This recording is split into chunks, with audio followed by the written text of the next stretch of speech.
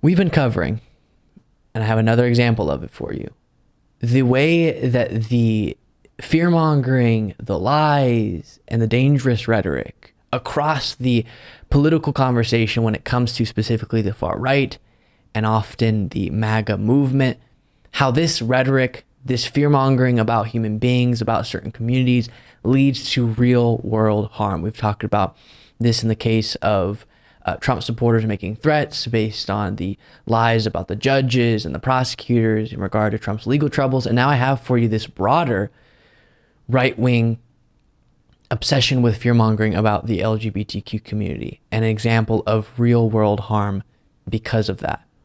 So this is Lake Arrowhead, California, and a store owner had a rainbow flag out displayed in the store, out front or somewhere in the store.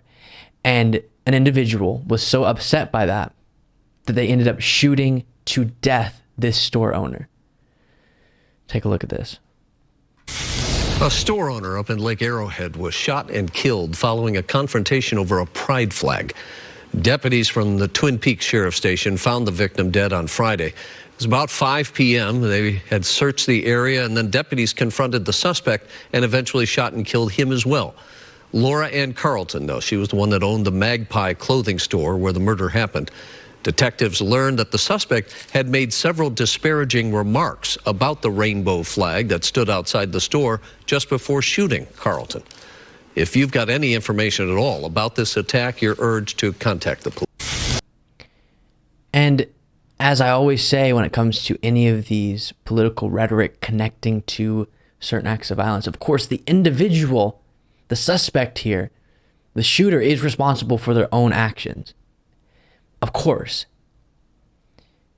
You can't ignore the way that it connects to the fear-mongering, though. And the dehumanization and the lies about, again, human beings. And we see a movement to do that in right-wing media to go after the LGBTQ community. It is nonstop to lie about them wanting to target your children, and there's this agenda, and it just gets more and more escalated. And then you get something like this. And I want to remind you when I'm talking, just to give you one example of just the stark, disturbing language we've heard, a Florida elected state representative, someone who's supposed to represent their constituents, some of which are LGBTQ, called trans people demons and mutants, and then apologized after the fact once there was a bunch of uproar, meaning he didn't deny that that's exactly what he was doing. It's not me taking him out of context or manipulating the word. He admitted that's what he was saying, and then went, sorry for calling the trans community demons. That rhetoric's dangerous. And whether this individual heard him or a gazillion other people with this similar dehumanizing language for a political advantage, we can't know, but it's hard to ignore that connection, and it's disturbing.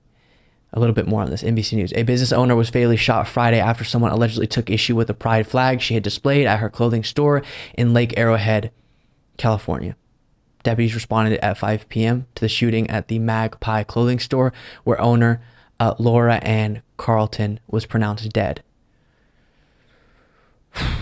And real people with families and lives and a part of communities. Quote, through further investigation, detectives learned that the suspect made several disparaging remarks about a rainbow flag that stood outside the store before shooting Carleton. Lauri was a pillar in our community, an immovable force in her values for equality, love, and justice. If you knew Lauri, you knew she loved hard, laughed often, and nurtured and protected those she cared about. The store encouraged people to fly your flags in honor of Lauri.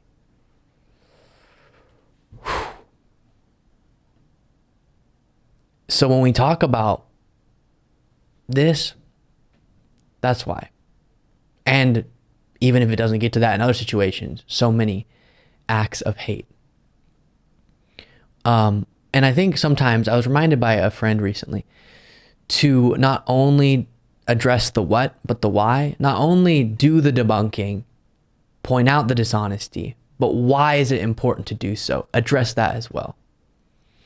And so that's what we're doing here through the lens of a horrifying story, understanding why it matters for us to go and advocate for the rights and humanity of people.